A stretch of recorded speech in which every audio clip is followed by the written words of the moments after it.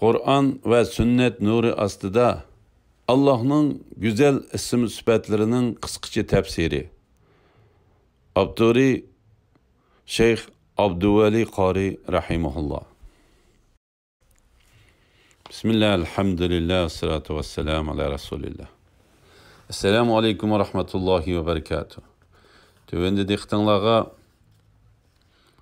Abdülveli Qari rahimahullah'ın Kur'an ve sünnet nuri aslida Allah'ın güzel isim sıfatlarının kıskıcı tefsiri dersliklerinden birinci kısmını okuyumuz inşallah. Allah'ın güzel isim sıfatlarının kıskıcı tefsiri. Kiriş söz. Kur'an-ı Kerim bizge talim berip, Allah'ın güzel isim sıfatları var.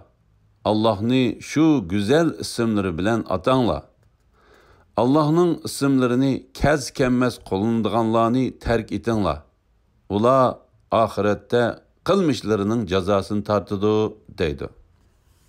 Sure-i-A'raf 180. ayet. Sure-i Gafir 60. ayetide Rabbinla eytidu, "Bana dua kılınla, men duayınlarını kubul kılımen. Tiligininglarni berimen. Şübhisiz ki mening ibadetimden çoğunçılık kılıp baş tartıdığanlar har halda cehennemge kirdi."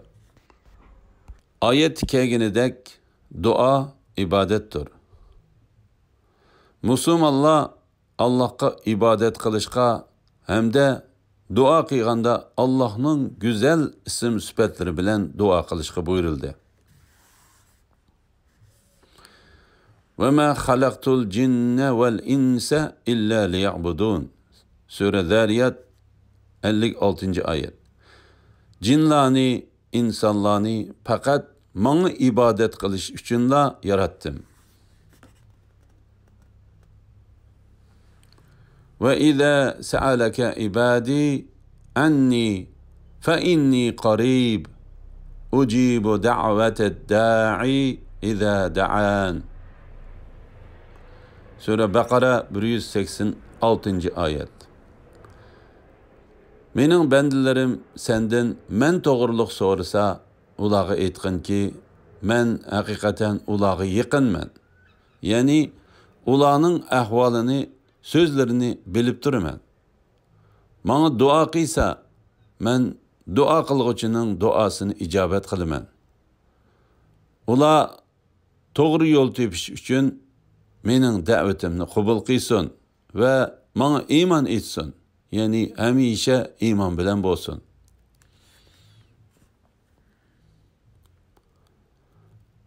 Allah asmanlarını ve zeminni yaratqıçıdır.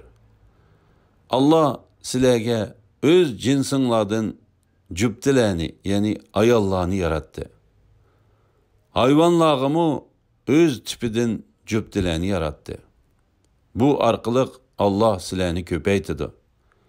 Hiç şeyi Allah'a oxşaş emasdir. Allah hemmini anlap turğucudur, hemmini körüp turğucudur.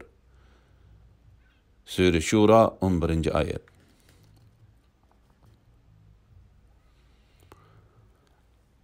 Azimetlik ve keremlik Rabbinin namı mübarektir. Sure Rahman 78. ayet. Rabbena taqabbal minna inneke entes semi'ul alim. Öz vaqtida İbrahim bilen İsmail Ka'be'nin ulunu qopirib etib, Rabbimiz bizning xizmetimizni qabul qilgin. Sen hakikaten duayimizni anlab turg'uchisan, niyetimizni bilib turg'uchisan.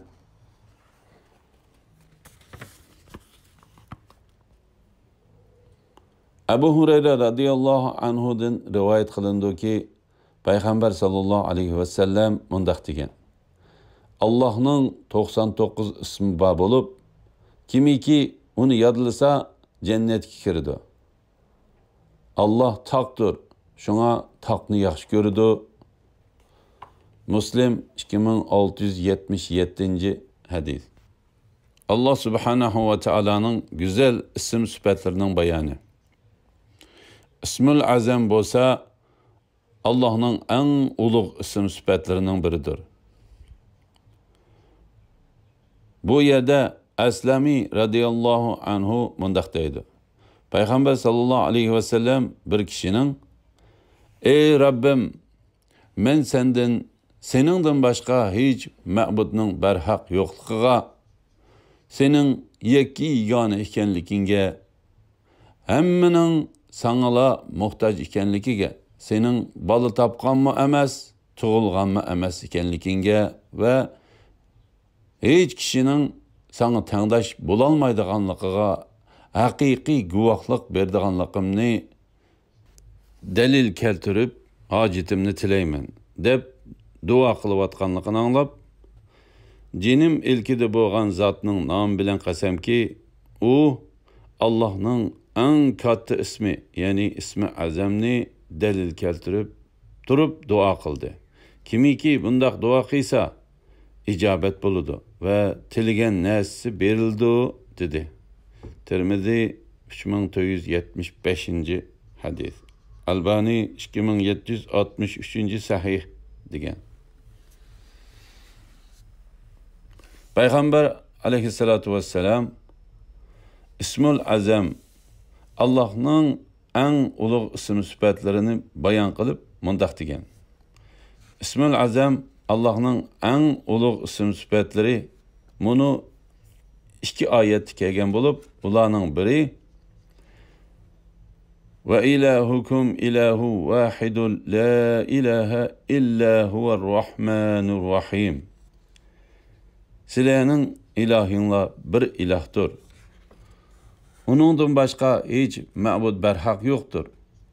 O en şefqatlikdir, en mehribandır degan ayette kelgan. Yana biri bo'lsa Allahu la ilaha illa huvel hayyul qayyum. Alif lam mim. Allah'tan başka hiç ma'bud barhaq yoktur. Allah hemish terikdir, mahlukatni idora qilib turg'uchidir degan oyat kelgandir. Abu Davud 1496 hadis. Anas ibn Malik radıyallahu anhu mundaq deydi. Peygamber sallallahu aleyhi ve sellem bilan birga o'ltiratdim. Başqa bir kishi namoz o'qiyotdi.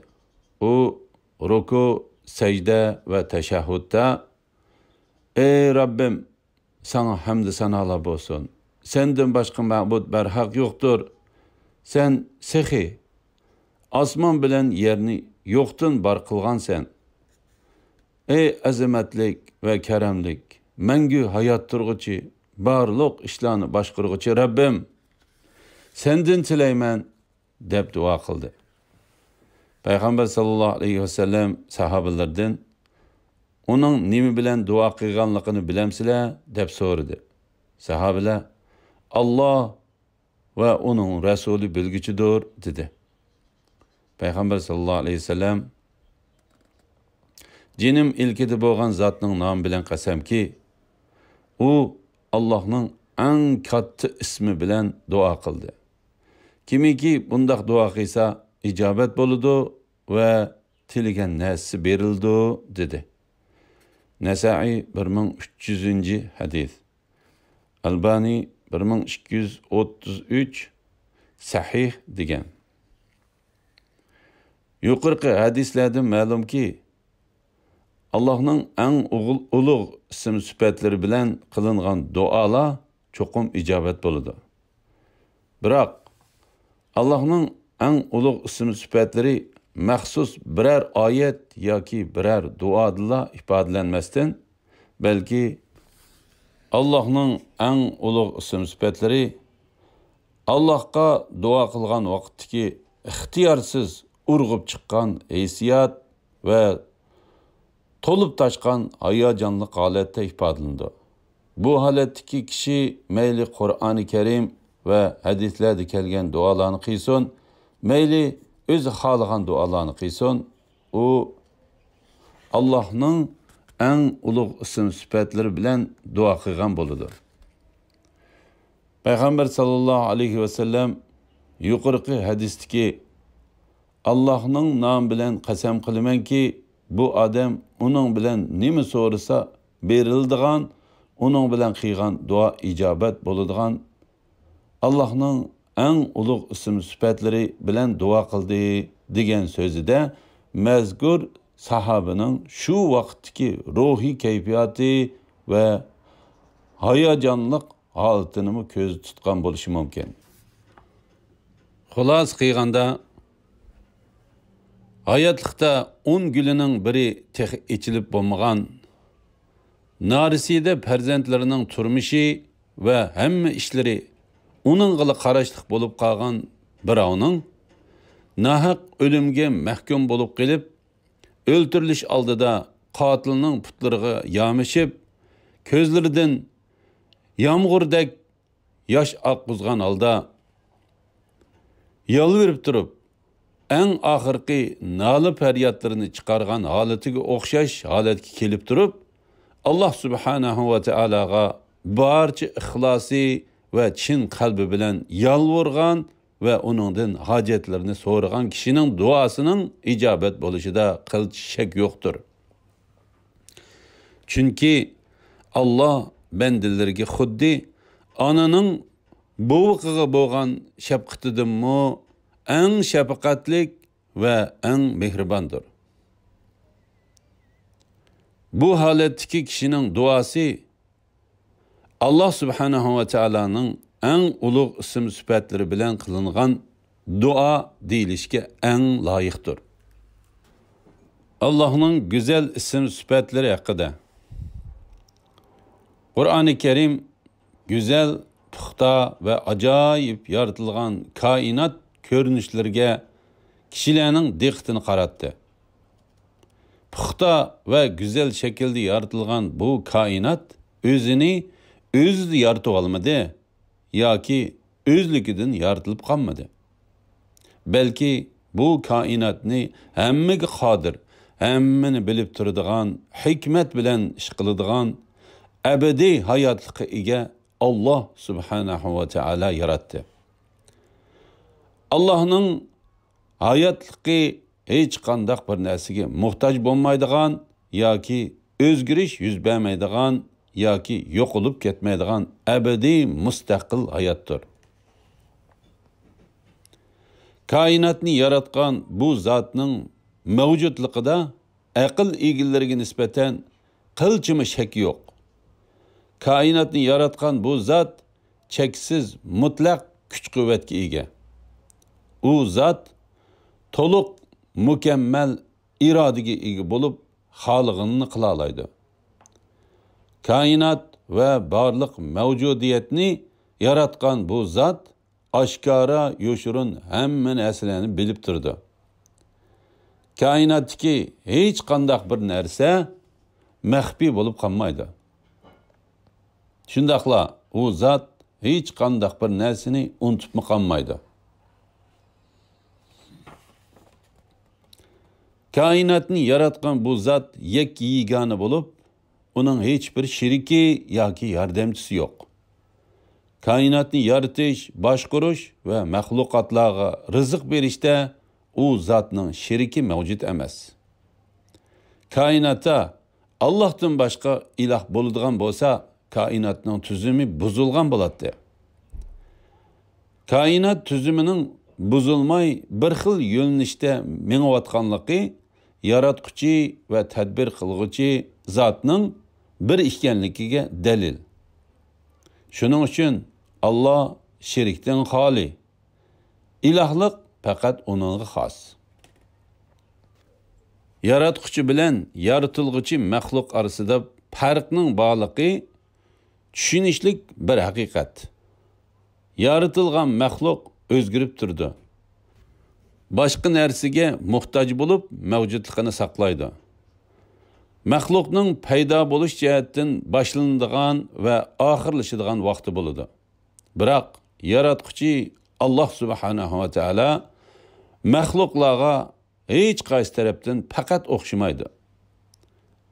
Allah'ның başlanışı yoki oxirlashishi bo'lmaydi. Ezelden tatip mevcut bo'lgan ve mengü baki qaladigan zatdır. U zat mevcutluqni saqlashda inson yoki koinotga o'xshash biror narsaga muhtoj bo'lmaydi. Balki koinotdagi barliq mahluqotlarga rizq berib turdi. Yaratquchi Allah inson yoki hayvon yoki jonliq yoki jonsiz narsaning suratida ko'rinmaydi yoki mujassamlashmaydi. Qur'oni Karim Allah'ның ism ve sifatları to'g'risida kengri to'xtalgan. Allah'ның isimlerini tövendeki türkümlerge bölüp tonuşturumuz. İnşallah. Birinci, Allah'ның güzel isimleri. Birinci, Allah degan xas isim Qur'oni Karim'de 2815 qitim kelgan. İkinci, Rab, yaratquchi ve kainatning egisi degan isimleri. Alemlerning Rabbi degan ismi 983 qitim tekrar kelgan. Yaratquchi degan ismi 11 qitim tekrarlangan. Kainatning egisi degan ismi 7 qitim tekrarlangan. Üçüncü, Allah'ның məxluqlarını bilib turduğanlığı, xəbərdarlığı ve körüb turduğanlığı doğrusidagi isimleri türlük şekilde 478 qitim tekrar kelgan. Mesela, yaxshi bilgichi, bilib turg'uchi, bak bilgichi, hammadan bilgichi, hammadan xabardor, hammani ko'rib turg'uchi, maxfiy ham inchki ishlarni bilgichi, hikmat bilan ish qilg'uchi, hammani anglab turg'uchi, hammani ko'rib turg'uchi degan ismlari. 4. Allohning hammaga qodir ve mutlaq irodalik ekanligini ko'rsatib beradigan ismlari turli shaklda 69 qitim takrorlangan. Mesela hammaga qodir, kuchlik, puxta ish qilg'uchi, xolig'ini qilg'uchi ismlari. 5. Allah'ның məxluqatlarına en mehribon ve rahimdil ekanligini ko'rsatadigan ismlari 541 qitim takrorlangan. Mesela mehribon zat, shafqatlik zat, ko'yimchan zat, yaxshilik ato qilg'uchi zat, duolarni ijobat qilg'uchi zat, insonlarning itoat ishlariga rahmat aytquchi, savob bilan mukofotlaguchi, ayib nuqsondan pok, muloyim, kechirguchi, gunohlarni bak kechirguchi, tavbani bak qabul qilguchi, afu qilguchi, bak sehi, ne'mat ato qilguchi ve yaqindan bilib turguchi degan ismlari. 6. Allah'ның ulug'ligi, üstünlüğü ve muqaddasligini ko'rsatadigan ismlari 127 qitim takrorlangan. Kuchlik, g'olib, hammani bo'ysundirg'uchi, hech qanday bir narsadan ojiz kelib qolmaydigan zot. O'ziga o'xshash biror narsaning bo'lib kelishidan ustun zot. Hamma narsadan ustun zot, hammadan ustun turg'uchi, ulug', hammadan buyuk, üstünlük ega, məxluqlarni xaligan nuqtaga keltira oladigan zot. İnsanlarning ishlarini kuzatib turg'uchi, sharaflik, ayib nuqsondan pok zot degan ismlari. Yuqorqi yaqinlashtirma statistikasiga Qur'oni Karimda kelgan Allohning ismlarining ko'pinchisini o'z ichiga olgan. Qolgan ismlari oz kelgan. Allah'ның mutlaq kamaletki ega bu isimlerini odatdagi bir odammu tushuna oladigan darajada shundoq oddiy ve ro'shan kelgan.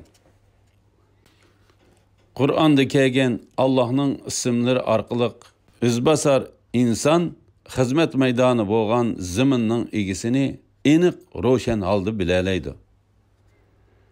2. Allohning go'zal sifatlari. Allah'ның Qur'onda kelgan sifatlarini 4 turkumga bölüp tanıştırırız inşallah.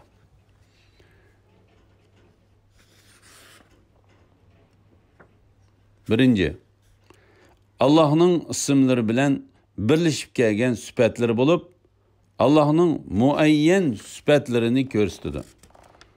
Bununla yukarıda tilga ilingan birinci türden başka barlık isimler kirip ketidi. Mesela Allah'ın Rablik, yaratışqa yoki hamma narsani bilib turishqa yoki hamma narsaga qodir ekanligiga yoki mehribonligiga yoki ulug'ligiga aloqador ismlarning hammasi sifatdan tuzalgan ismlardir. Undaqda bular ismlari va sifatlaridir. Bu vaqtda ilgari to'xtaldik. İkinci, ilgiriki isimlarning mazmunlarini ifodalaydigan, biroq ism sifatida kelmagan sifatlar bo'lib, yuqorqi ismlarni ta'kidlash uchun kelgan bo'lsa kerak.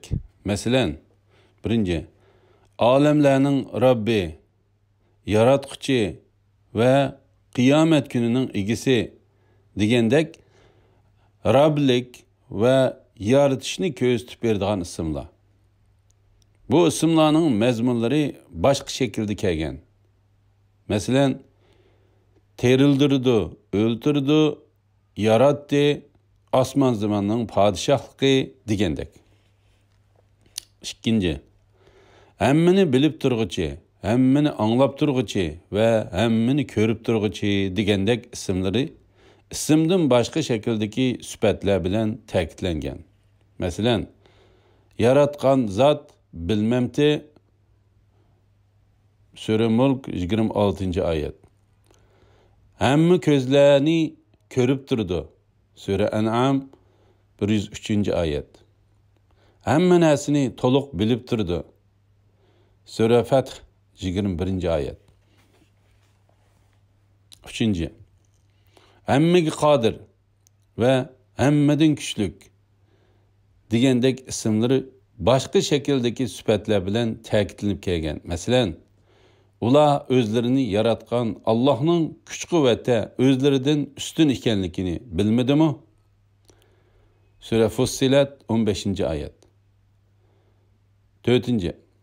Mehribon, shafqatlik va kuyimchan degandek ismlari boshqa shaklda ta'kidlanib kelgan. Masalan, Allah ihson qilish yuzidan bandalarga rahmat qilishni o'z ustiga oldi.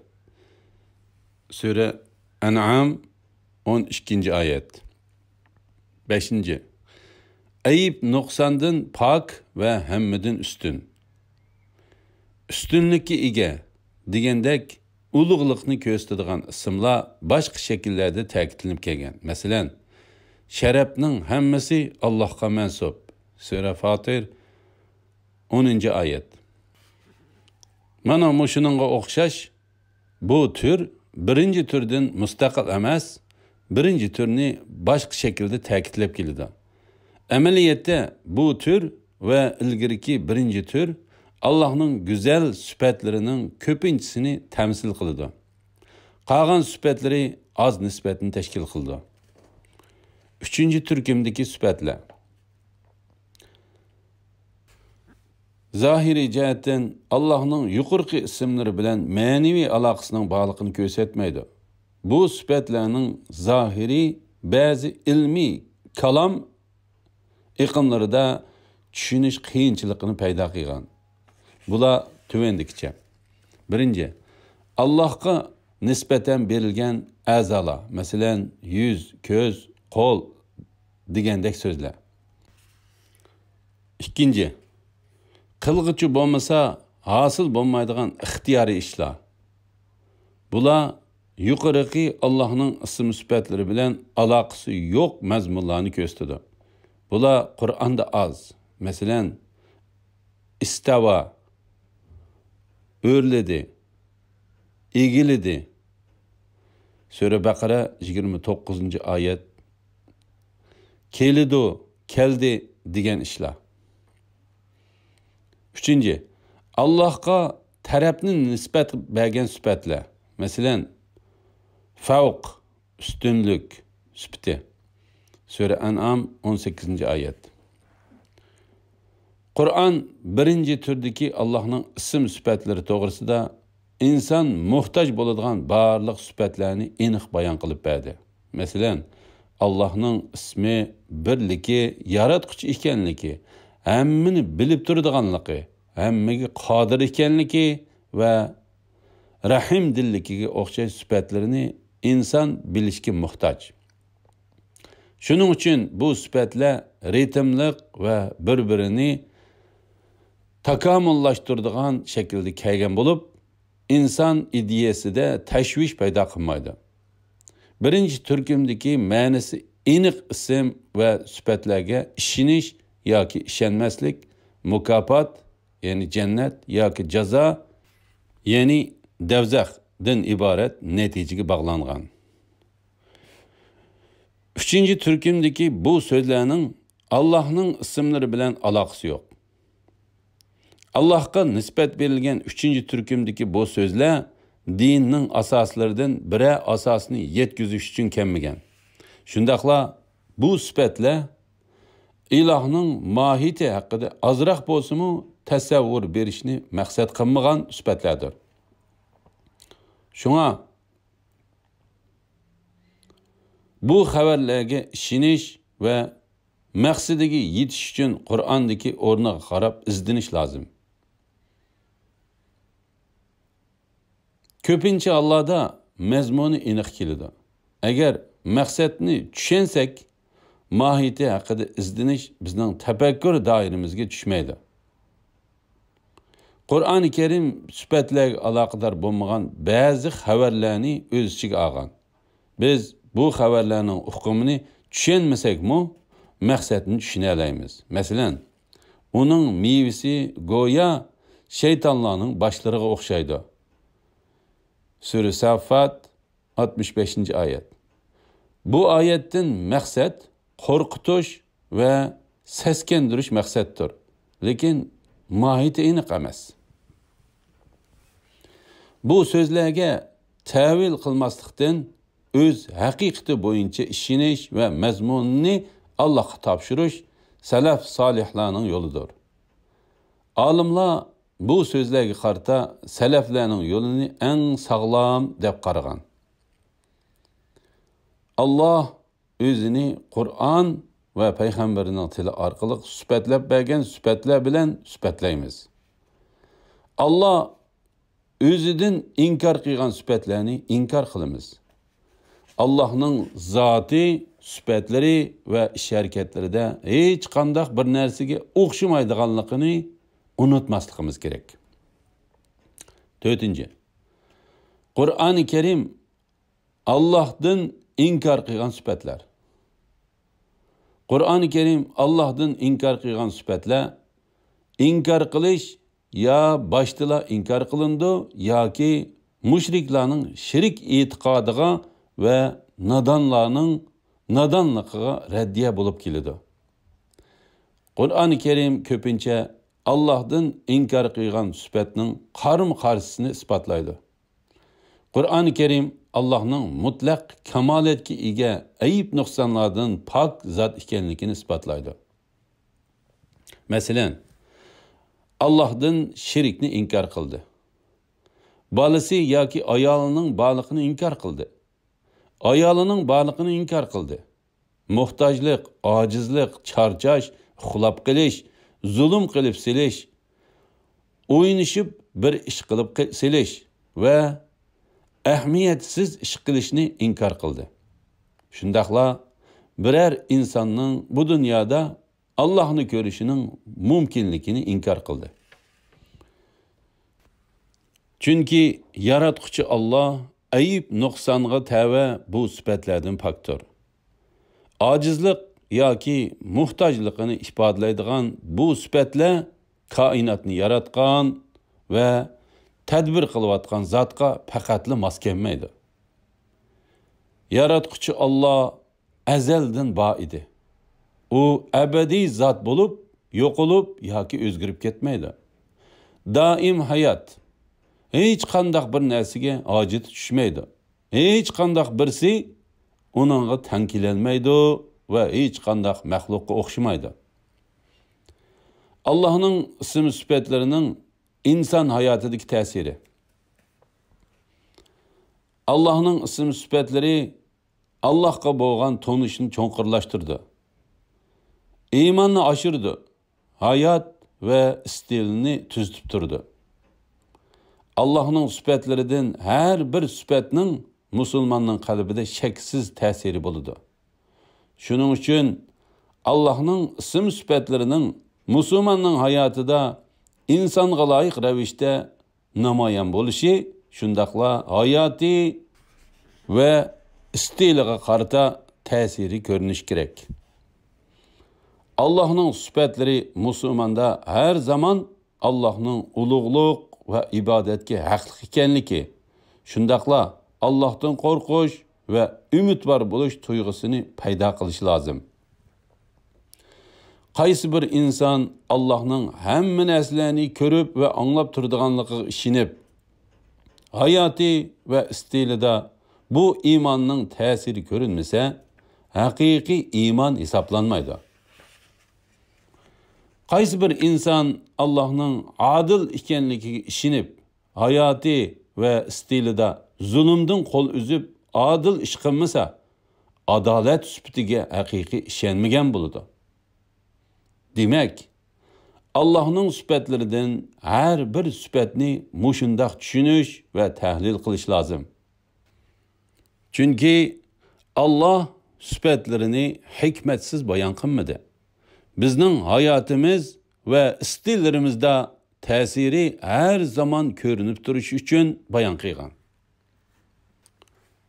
Muqaddime.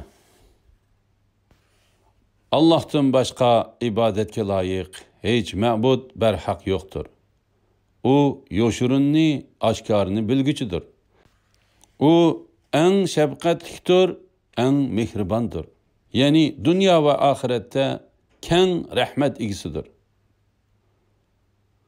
Allah'tan başka ibadetke layık hiç ma'bud berhaq yoktur. O mutlak padişahtır. Yani bütün məxluqatının malikidir. Paktır. Yani həmmin noksanlardan paktır. Müminlərə salametlik bağışlıqçıdır. Dostlarını qorqunuşdan, azapdan əmin qılğıçıdır. Həmmini küzüb turğuçudur. Galiptir. Qadir qılğıçıdır. Uluğluq egisidir. Müşriklarning şirik keltirgan narsalardan paktır. Allah həmmini yaratqıçıdır. Yo'qliqdan paydo qilg'uchidir. Hamma narsaga surat, shakl beg'ishlag'uchidir. Eng chiroyli ismlarga egidir.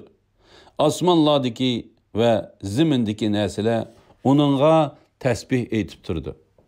U g'olibdir, hikmat bilan ish qilg'uchidir. Allohning go'zal ismlari bor. Allohni shu go'zal ismlari bilan atanglar. Allohning ismlarini kels kelmez qo'llanadiganlarni tark etinglar. Ular oxiratda qilmishlarining jazosini tortadi. Sura A'raf 180-oyat. Allah subhanahu va taala Qur'oni Karimda yaxshi oliy ismlar Allah subhanahu va taolaga xos. Sizlar Allah subhanahu va taolaga Allah'ın ali, yaxshi isimleri bilen dua qilib seg'ininglar. İsimleri de hakikaten batılga yüzlendiğen kişilerden vaz keçinglar. İnsanlar qilgan amalları bilen yaqin kelgusida mukofotlanadi.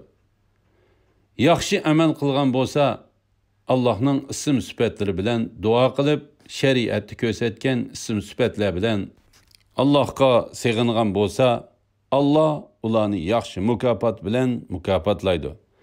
Agar Allah subhanahu va taolo ko'rsatgan ism sifatdan boshqa ilmlarga yuzlansa, Allah ularni yomon jazo bilan jazolaydi.